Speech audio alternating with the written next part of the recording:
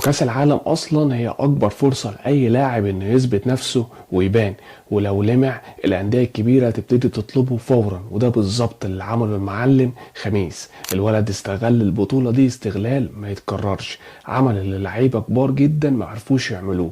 واكبر مثال كريستيانو رونالدو نفسه اللي لعب 5 نسخ كاس عالم ما قدرش يبقى الهداف ولا مره، لكن خميس عملها ومن اول مشاركه سجل 6 اهداف في 5 ماتشات قدام اليونان وساحل العاج واليابان في دور المجموعات، وقدام الاوروجواي في دور ال16، وقدام البرازيل في ربع النهائي. بس سيبك من كل ده، هات لي الهدف العالمي اللي شاطه في مرمى الاوروجواي، الهدف اللي خد بيه جائزة بوشكاش كأفضل هدف في السنة. فالهدف ده يا حبيب اخوك يخليك تسقف لوحدك حتى لو بتتفرج الساعة 3 الفجر. وبعد الاداء الاسطوري ده وحصوله على الحذاء الذهبي، سألوه في مقابلة خلال البطولة عن مستقبله، وهنا بقى خميس قالها بصراحة: اللاعب لريال مدريد هو حلم حياتي. وكان وقتها في اشاعات كتير انه رايح ريال مدريد، وفعلا يا حبيب اخوك البوابة اتفتحت والفرج جه، فريال مدريد قدم عرض رسمي. وطبعا من الاخر ريال مدريد ما يتقالوش لا، علشان في 22 يوليو 2014 خميس رودريجيز يوقع عقد لمدة 6 سنين مع النادي الملكي